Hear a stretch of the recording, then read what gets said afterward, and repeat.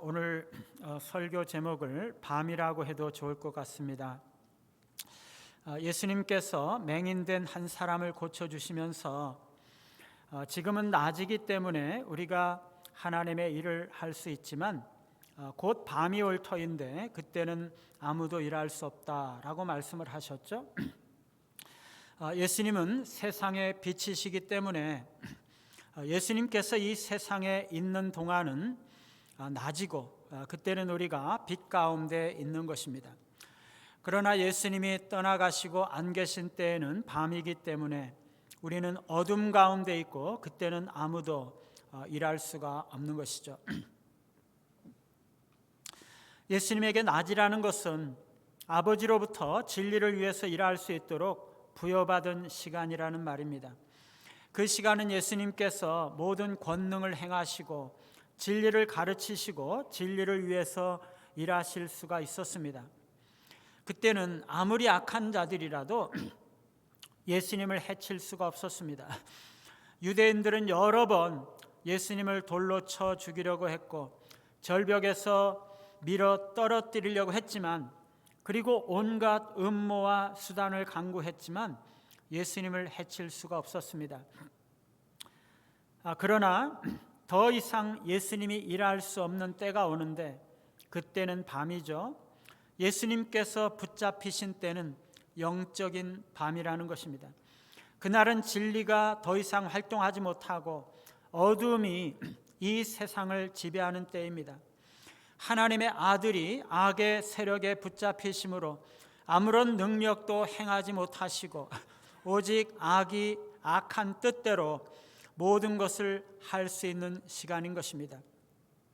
그때는 진리가 활동할 수 없고 예수님께서 악의 세력에 넘겨지셔서 죽임을 당하게 되는 시간이고, 사람들의 양심이 마비가 되어서 자신들이 무슨 짓을 하는지도 모르는 채 악의 하수인으로 하나님을 대적하는 때인 거죠. 우리에게도 밤이 있습니다. 우리가 진리를 알기 전에는 사실상 누구나 다 영적인 밤, 영혼의 밤을 지내고 있는 것이죠. 그때는 우리가 진리도 깨닫지 못하고 우리 인생의 의미도 알지 못한 채 인생에서 방황하는 긴 시간인 것입니다. 어둠 속에서 마치 긴 터널을 통과하는 것 같습니다. 내가 지금 어디에 있는지, 어디로 가는지도 모릅니다. 얼마나 이 어둠이 오래 지속될는지도 알 수 없습니다. 무엇이 옳은지 무엇이 그른지도 모릅니다.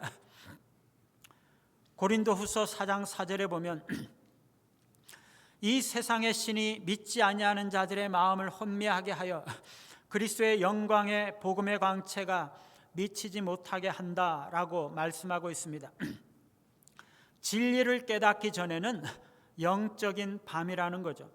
그때는 사탄이 역사하는 때고 마음이 혼미함으로 진리를 분별하지 못하는 때입니다. 영혼이 밤중에 있는 사람은요, 마음이 혼미하게 되어서 진리를 모르고 진리를 깨닫지 못한 채 어둠 속에 살아간다는 것입니다. 오늘 말씀은 예수님께서 붙잡히셔서 대제사장 앞에서 신문을 받으시는 장면과 베드로가 예수님을 3번 부인하는 사건을 병행해서 기록하고 있습니다. 오늘 본문에는 예수님이 붙잡히시는 어둠의 시간, 곧 영적인 밤이죠. 오늘 말씀에는 그 때를 지나고 있는 세 부류의 사람이 나타나고 있습니다. 첫째로 안나스와 가야바죠. 안나스와 가야바는요, 당시 유대 사회를 지배하던 사람들이었지만 그 이면에는 모든 것을 주관하시는 하나님의 모습이 드러나고 있습니다. 13절 14절에 보니까 먼저 안나스에게로 끌고 가니 안나스는 그 해의 대제사장인 가야바의 장인이라. 가야바는 유대인들에게 한 사람이 백성을 위하여 죽는 것이 유익하다고 권고하던 자르라.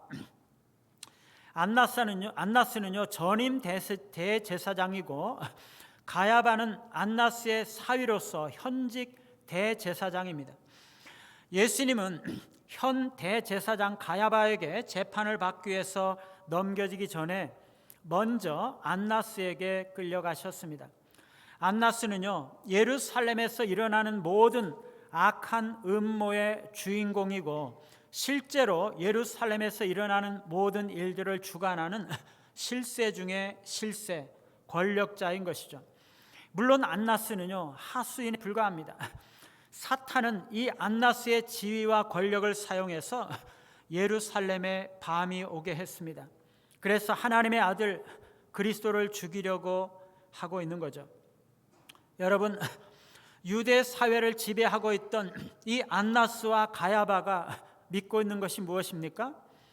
유대 민족 전체를 위해서 한 사람이 죽어야 한다는 것이죠. 당시는요, 유대가 로마의 지배를 받고 있었는데 로마는 늘 유대인들이 반역을 하지 않을까, 무슨 소란을 피우지 않을까 언제나 의심하며 압제를 하고 있었던 거죠. 그래서 누군가 속죄 양으로 한 사람이 죽어주면 유대인들은 반역자를 잡았기 때문에 로마가 안심하게 되고 유대 민족은 로마와의 관계가 개선이 되고 살기 좋은 나라가 될 것이라고 생각하는 것입니다. 이들은 유대 민족의 모든 복지와 안녕을 로마와의 관계에서 생각하고 있는 것입니다. 유대의 평안과 이 복지는 로마와 좋은 관계를 유지하는 데 있다라고 믿는 거죠. 유대 사회를 지배하고 있는 최고의 지도자 대제사장 가야바가 그렇게 말하자 사람들은 다 그 말만 믿는 것입니다. 왜 그렇습니까? 유대 사회는요, 어둠이 덮고 있는 밤이기 때문에 뭐가 뭔지 분별하지 못하고 뭐가 중요한지 뭐가 진리인지 모르는 것입니다. 그래서 맹목적으로 지도자의 말만 믿고 하자는 대로 따라가는 거죠. 여러분, 우리도 마찬가지예요. 어떤 사람이 우리에게 와서 당신은 이게 문제입니다, 당신의 가정은 이게 문제입니다, 그렇게 말하면 믿지 않을 수가 없는 거죠. 왜냐하면요, 그것을 분별할 능력이 없기 때문이에요. 당신의 가정에는 두 종교가 있는 것이 문제입니다, 그러면 그게 문제가 되어버리는 것이에요. 시어머니가 며느리에게 우리 집은 너가 시집 와서 재수가 없게 되었어, 그러면 그것이 진리가 되어버리는 거죠. 왜냐하면요, 다른 대안이 없기 때문이에요. 그게 아니라고 반박할 능력이 없는 거죠. 그러고는요, 그 모든 죄책을 뒤집어 쓰고 평생 어두움 가운데 살아가는 것입니다.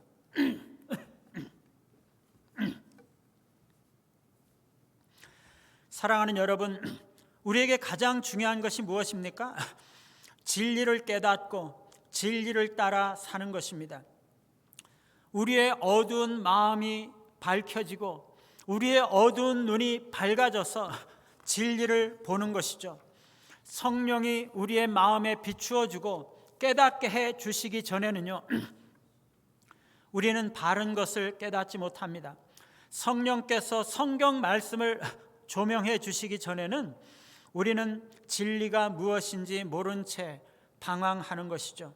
우리는요, 성령이 깨닫게 해 주시는 진리가 있어야 하는 것입니다. 그래서 진리를 보고 진리를 따라 살아가야 하는 것입니다. 사랑하는 여러분, 아직도 우리의 눈에 가야바나 안나스가 크게 보이지 않습니까? 사탄의 속임수인 것입니다. 눈이 어두워서 보지 못하는 거죠. 우리는요, 안나스와 가야바가 우리의 삶을 지배하고 있지 않습니다. 로마가 우리를 좌우하고 있는 것도 아니고 안나스가 진리도 아닙니다. 우리가 살고 죽는 것은요, 그런 것들에 달린 것이 아닙니다. 사탄은요, 우리의 눈을 어둡게 해서 진리를 보지 못하게 만들고 진리가 아닌 것을 진리인 것처럼 착각하게 만들고 그것을 따라 살아가게 만드는 것입니다. 왜 그렇습니까? 밤이기 때문이죠. 그런데 여러분, 하나님은 왜 우리에게 밤을 허락하실까요? 그것은요, 은혜가 은혜 되게 하기 위한 것입니다.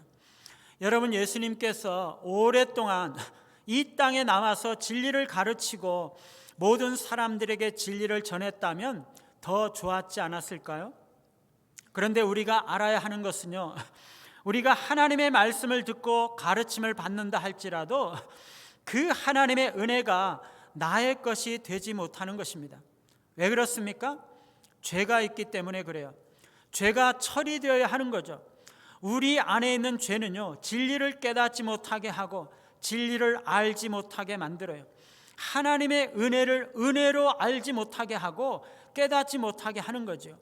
이 죄가 처리되고 제거되어야 진리를 깨닫고 은혜를 깨닫는 것입니다. 하나님께서 밤을 허락하신 이유는요, 이 죄를 처리하기 위해서입니다. 이 밤에 악한 자들의 본성을 더 악하게 하셔서 그들로 하여금 의로운 하나님의 아들을 죽이게 하시고, 그들이 그 후에 그 죽음을 보면서 자신의 죄를 뉘우치고 회개하는 그 사람들을 용서하시고자 하시는 것이 하나님의 방법인 것입니다. 예수님께서 밤을 맞아야 하는 이유는요, 그의 죽으심으로써 하나님의 은혜가 우리의 것이 되게 하기 위한 거죠. 우리가 밤을 지나야 되는 이유는요, 우리 안에 있는 죄의 실체를 바로 보기 위한 것입니다.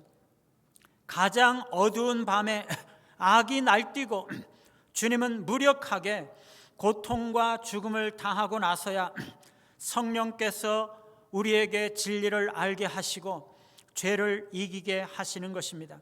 너무나 악한 행동으로 세상에서 방황하며 너무나 수치스럽고 고통스러운 삶을 경험하고 나서야 죄에 대해서 치를 떠는 고통을 알고 다시 죄로 돌아가지 않게 되는 거죠.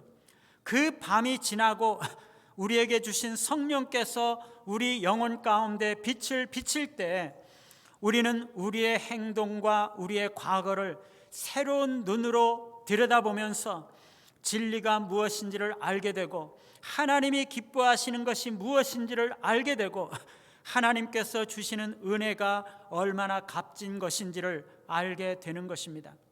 밤이 지나고 아침이 와야, 낮이 되어야 진리를 알고 은혜를 알게 되는 거죠. 그런데 여러분, 예수님께서 안나스와 가야바에게 넘겨지신 것은요, 하나님께서 예정하신 일인 것이에요. 대제사장 가야바는요, 예수님의 죽음을 정치적으로 정당화했어요. 그러나 이것은 하나님의 섭리 가운데 있었던 것입니다.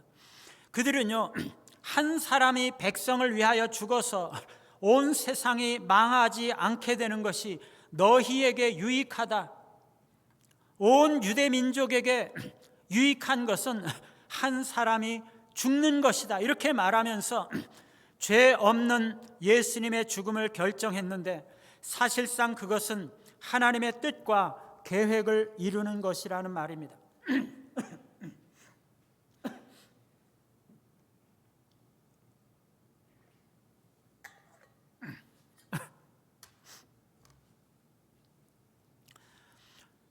인간의 불의한 결정이나 불순종에도 불구하고 하나님의 뜻과 계획은 반드시 이루어진다는 거죠. 가야바는요, 불의한 대제사장으로서 자신의 정치적인 권력과 이익을 유지하기 위해서 예수님을 희생양으로 삼는 것이에요. 유대 지도자들은요, 예수님을 메시아로 받아들이지 않고 거부하면서 하나님께 불순종의 길을 걸어갔습니다. 그러나 그들의 불순종은 오히려 예수님께서 십자가를 지심으로 인류를 구원하는 계획을 성취하는데 사용이 되고 있는 거죠. 사랑하는 여러분, 너무나 놀랍지 않습니까? 인간의 불의한 결정조차도 하나님의 뜻을 이루는 도구가 된다는 것입니다. 인간의 불순종에도 불구하고 하나님의 계획은 실패하지 않는다는 거죠. 인간의 불순종이 하나님의 계획을 막지 못합니다. 하나님의 계획은 인간의 반역이나 불순종에 의해서 좌절되지 않습니다. 오히려 하나님은 그 인간의 불의한 결정과 불순종마저도 하나님의 뜻을 이루는 과정으로 사용하신다는 거죠. 하나님의 섭리는요, 인간의 도모와 계획보다 크세요.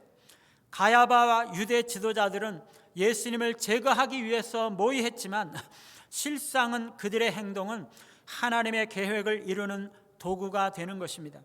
예수님의 고난과 죽음은 우연한 사건이 아니라 하나님의 계획 안에서 성취되고 있는 거죠.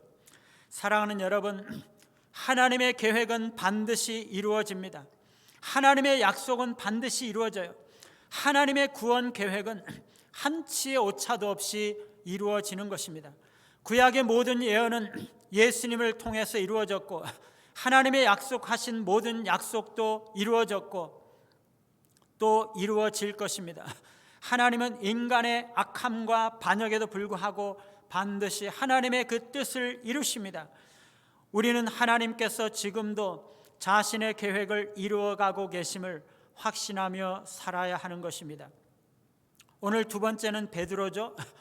베드로는 어둠 속에서 두려움으로 인해서 무너지는 모습을 보여주고 있습니다. 예수님을 3번이나 부인했던 이 베드로의 실패는 인간적인 연약함과 신실하지 못함을 극명하게 드러내고 있습니다.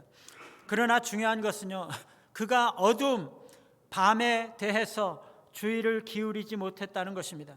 이 밤은 진리가 빛을 잃고 그리스도께서 결박당하는 때입니다. 이때 사탄은 하나님의 백성들을 어둡게 하고 넘어지게 하고 잡아 죽이려고 하고 있는 거죠. 베드로는 이 밤의 어둠 속으로 걸어 들어가고 있는 것입니다. 베드로가 넘어졌던 이유는요, 무엇보다도 지나친 자기 신뢰죠. 베드로는 예수님께 자기는 죽을지언정 끝까지 예수님을 따라가겠다고 말했지만 예수님은 지금은 내가 나를 따라올 수 없다라고 말씀하시면서 닭 울기 전에 3번 나를 부인할 것이라고 말씀하셨죠.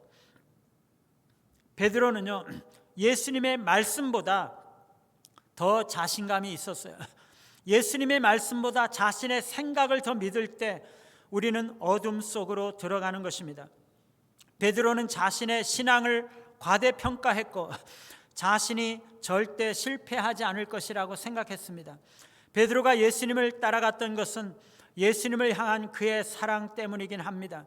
그러나 그의 사랑은 사실상 너무나 시시한 것이었고 거의 효능이 없었습니다. 왜냐하면 그의 사랑은 어떤 반대나 시련을 끝까지 견뎌낼 어떤 힘도 용기도 줄 수 없었기 때문입니다. 여러분, 인간의 의지만으로 신앙을 유지할 수 있다고 생각하는 것은 착각입니다. 자기를 믿는 것은 진리가 아닙니다. 자기 생각을 과신하는 것은 빛이 아니죠. 자기 능력을 신뢰하는 것은 너무나 어리석은 것입니다. 베드로는 지금 밤이라는 것을 몰랐던 것입니다. 그래서 베드로는 예수님보다 자신의 결심을 더 신뢰했기 때문에 하나님의 도우심과 은혜의 필요성을 느끼지 못했습니다. 예수님께서 밤이 올 터이니 기도하라고 말씀하셨는데도 베드로는 기도하지 않았습니다. 베드로는 전혀 기도의 필요성을 느끼지 못했습니다. 그래서 베드로는 기도하지도 않았고 하나님의 도움도 의지하지 않았고 어둠 속에서 넘어졌던 거죠.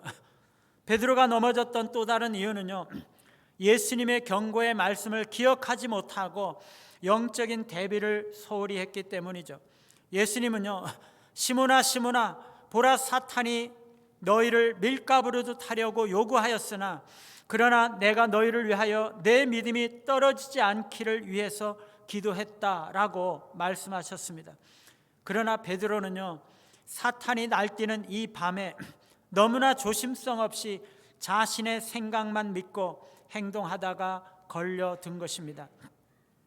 베드로가 산헤드린 공회가 열리는 대제사장의 집들에 들어가자마자 즉시 유혹의 기습을 받았는데 그를 공격한 사람은 너무나 하찮은 여종이었습니다. 문을 지키기 위해서 세워놓은 여종이 정말 혹시나 해서 그냥 지나가는 말로 너도 이 사람의 제자 중 하나가 아니냐? 이렇게 물었던 거죠.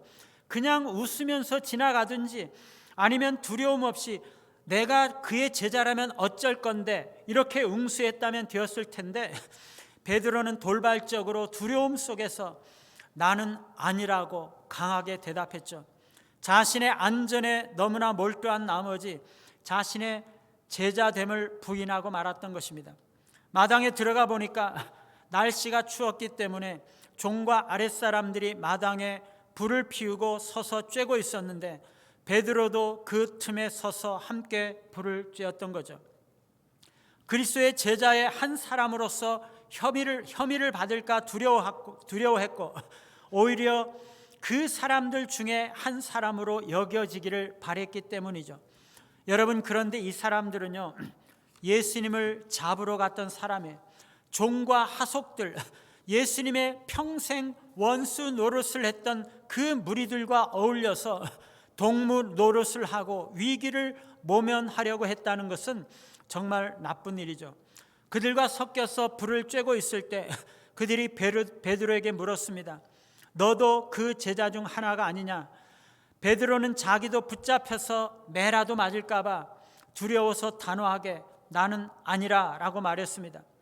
첫 유혹에 굴복하면은요, 더 강한 유혹을 하는 것이 마귀의 방법이죠.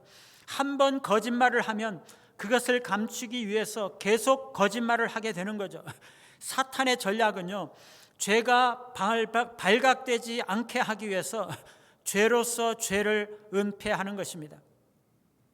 마침 거기서 베드로가 귀를 베어버린 대제사장의 종 말고의 친척이 있었던 거죠.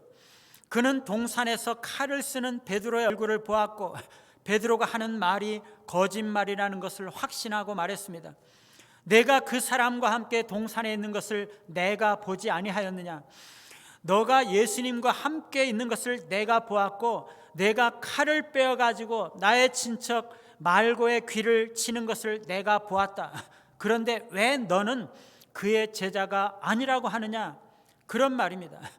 그러자 베드로는요, 저주하고 맹세하면서 나는 그 사람을 알지 못한다, 그렇게 말했습니다. 베드로는요, 너무나 이상하고 뻔뻔해져서 대담하게 거짓말로 응수했던 거죠. 죄는요, 사람의 마음을 강팍하게 만들어버리는 것입니다.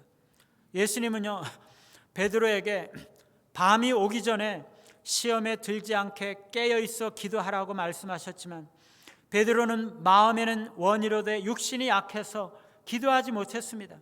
예수님이 기도하고 계실 때 그는 졸고 있었던 거죠. 사탄은요, 어떻게 해서든지 깨어있지 못하게 만들고 세상의 잠에 취하게 만드는 것입니다. 우리는요, 사탄이 하나님의 일을 방해하기 위해서 술책을 부리고 간섭한다는 것을 너무나 쉽게 잊어버립니다. 베드로는 기도하지 않았기 때문에 사탄의 무서운 시험에 걸려든 것이죠.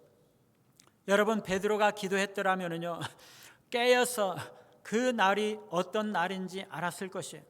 그랬더라면 그가 그렇게 싸돌아다니기보다는 차라리 다른 제자들을 돌보면서 그들과 함께 며칠을 기도하면서 지냈을 것입니다. 그랬더라면 예수님을 부인하는 자리에까지는 가지 않았겠죠. 여러분, 결국에 우리가 할 수 있는 일은요, 기도하는 일밖에는 없어요. 우리가 깨어 있어야 밤을 맞지 않게 되고 밤이 오더라도 승리할 수가 있는 것입니다. 내 생각으로, 내 능력으로 할 수 있다고 생각하고 하는 그러한 자신감을 내려놓고 하나님을 의지해야 하는 것입니다. 내 자신은 정말 올바르고 맞다, 내 생각은 완벽하다라고 생각하는 사람이 실제로는 원수의 계책과 거짓 술수에 속아서 주님을 부인하는 자리에 빠지는 거죠. 부정한 거래를 하면서 예수님을 부인하고요, 부정직한 행동을 하면서 예수님을 부인하는 것입니다.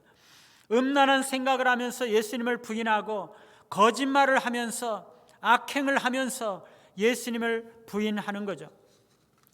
여러분, 우리는요, 깨어 있어야 하는 것입니다.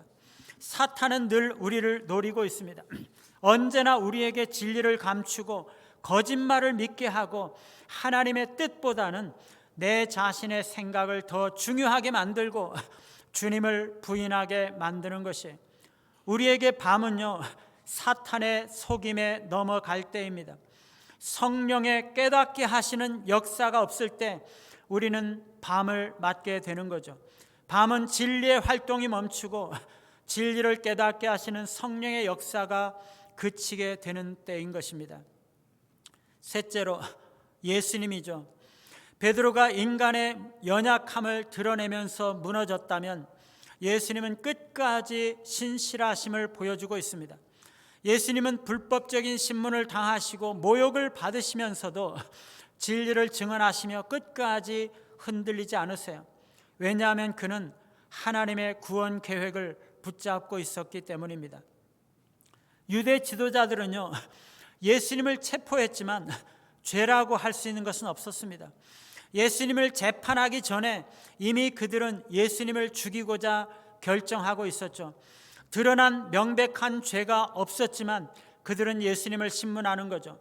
그들이 모든 고수하는 것은요, 말꼬리를 잡고 죄를 뒤집어 씌워서 예수님을 죽이는 것이 합당하다는 증거를 찾아내기 위한 것입니다. 제자들에 관해서 물어보는 것은 군병으로 쓰려고 모집한 것이 아니냐라는 뜻으로 선동죄로 몰기 위한 거죠. 가르침에 대해서 물어본 것은요, 거짓 선지자에 대해서 율법이 정한 이단죄를 의심하는 것입니다. 사내들인 공회가 조사하고 정죄할 수 있는 죄는 남몰래 선포하는 위험스러운 교훈인데 예수님은 이에 대해서 자신은 드러내놓고 공개적으로 가르쳤음을 말씀하시면서 자신의 떳떳함을 밝히고 있습니다. 그러면서 예수님은 어찌하여 내게 묻느냐라고 대답하십니다. 어찌하여 내게 묻느냐? 그들이 몰라서 묻는 게 아니죠. 그들이 예수님이 결백하다는 것을 알고 있습니다. 그러나 그들은 이미 예수님을 죽이기로 결정했고 이미 예수님의 가르침을 믿는 자들을 출교하기로 결의하고 그를 체포하라고 명령했죠. 그래서 예수님은 너희가 이미 나의 가르침에 대해서 정죄하고서 새삼 그것에 대해서 묻는 것은 무엇 때문인가? 라고 말씀하시고 계시는 것입니다. 예수님은 부당한 대우 속에서도 흔들리지 않으셨습니다. 아랫사람 하나가 손으로 예수님의 머리나 뺨을 때리는 폭력 앞에서도 그는 조용히 하나님께 자신을 맡기셨죠. 예수님은 무죄를 주장하시면서도 부당함을 지적하셨을 뿐 감정적으로 반응하지 않으셨습니다. 예수님은 자신을 변호하지 않으시고 털 깎는 어린 양과 같이 십자가의 길을 묵묵히 걸어가신 거죠. 예수님은 모든 위협과 악함과 부당함 속에서도 신실함을 유지하셨습니다. 어떻게 그렇게 하실 수가 있으셨던 건가요? 아침이 올 것을 알고 계셨기 때문이죠. 이 밤은 하나님의 뜻과 구원 계획이 이루어지는 시간이고 이 밤이 지나면 진리가 밝혀지고 진리가 드러날 것을 믿었기 때문이죠. 예수님은요, 하나님의 아들이시면서 그가 온 세상의 창조주와 심판주이시면서 인간들에게 재판을 받으셨어요. 아무 죄도 없으시면서 범죄자로 재판을 받으셨어요. 심판을 받아야 할 사람들에게 뺨을 맞으셨습니다. 그러면서도 예수님은 하나님의 아들의 권능을 행하지 않으셨죠. 그들에게 심판을 행하지 않으셨습니다. 예수님은 진리가 무엇인지를 주장하려고 하지 않으셨습니다. 그들의 죄가 무엇인지를 나타내려고 하지 않으셨죠. 왜냐하면 그때는 밤이었기 때문입니다. 예수님은 그 밤을 지나시면서도 여전히 신실하게 서 계셨습니다. 그는 자신의 힘으로 진리를 드러내려고 하거나 자신의 능력으로 어둠에서 벗어나려고 하지 않았습니다. 다만 그는 하나님께서 모든 것을 아시고 심지어 이 어둠까지도 이 밤까지도 하나님의 손이 주관하고 있음을 믿고 하나님만 바라보며 참고 인내했던 거죠. 예수님은 죄가 있기 때문에 십자가의 길을 가신 것이 아닙니다. 그가 악하시기 때문에 고난의 길을 가신 것이 아닙니다. 무지하기 때문에 그 길을 걸어가신 것이 아닙니다. 하나님을 향한 믿음이 없었기 때문에 고통과 십자가의 길을 가신 것도 아닙니다. 오히려 그가 하나님을 사랑하였기 때문에 하나님의 뜻을 이루기 위해서 그 길을 걸어가신 거죠. 예수님은요, 부당한 대우와 불법적인 재판 가운데서도 하나님의 약속만을 붙잡았습니다. 고난 뒤에는 승리가 있고 죽음 뒤에는 부활이 있고 어둠 뒤에는 다시 낮이 온다는 것을 그는 믿으셨어요. 그런 믿음이 그를 신실하게 붙잡았던 것이죠. 예수님은요, 베드로의 실패를 아시면서도 그를 사랑하셨습니다. 예수님은 베드로가 자신을 부인할 것을 미리 알고 계셨습니다. 그러나 그 베드로의 실패가 끝이 아님을 예수님은 또한 알고 계셨습니다. 부활하신 후에 예수님은 다시 베드로를 찾아가셨죠. 예수님은 그에게 내가 나를 사랑하느냐라고 물으셨습니다. 베드로가 예수님을 부인했던 만큼이나 3번의 기회를 주시면서 예수님을 사랑하는지 고백하게 하시죠. 베드로의 사랑을 확인하시면서 그에게 상한 감정을 치유하시고는 다시 베드로에게 내 양을 먹이라 사명을 맡기시는 것입니다. 여러분, 우리는요, 실패했을 때에도 낙심하지 말고 예수님의 신실하심을 바라보아야 하는 것입니다. 왜냐하면 베드로처럼 실수한 후에라도 예수님께 돌아오면 주님은 우리를 회복시키시기 때문입니다. 예수님의 신실하심은 우리의 연약함보다 훨씬 더 크시기 때문이죠. 밤의 시간, 어둠의 시간은요, 진리가 활동하지 못하는 시간입니다. 성령께서 진리를 밝히지 않으시는 시간이죠. 오히려 사탄이 역사하고 어둠이 드리워지는 시간입니다. 그러나 그 시간에도 하나님은 아침을 오게 하시고 하나님의 구원 계획을 이루어 가십니다. 안나스와 가야바는 불의한 결정과 불순종으로 하나님의 아들을 죽이려고 했지만 하나님의 섭리는 그것을 통해서 하나님의 구원 계획을 이루시는 것입니다. 베드로는 자기를 믿고 예수님의 말씀을 잊어버렸기 때문에 밤에 역사하는 사탄의 유혹에 넘어감으로 인간의 연약함을 드러내었습니다. 그러나 예수님은 자신의 권능을 드러내실 수가 없었고 진리가 감추어져 있는 그 밤에 붙잡히셨고 고난과 모욕을 당하셨지만 아침이 오고 진리가 드러나고 하나님의 뜻과 구원 계획이 이루어질 것을 믿고 바라보았기 때문에 끝까지 신실함을 유지할 수가 있었던 것입니다. 여러분, 우리는 깨어 기도해야 어둠을 이기는 것입니다. 하나님을 의지해야 어둠을 이기는 것입니다. 성령께서 역사하시고 빛을 비추시고 어둠을 밝히셔야 우리가 진리 가운데 승리하는 것입니다. 늘 깨어 기도하며 하나님을 의지하심으로 성령의 빛, 진리의 빛이 늘 인도하시고 늘 승리하며 나아가시는 우리 모두와 공동체가 되시기를 간절히 바랍니다.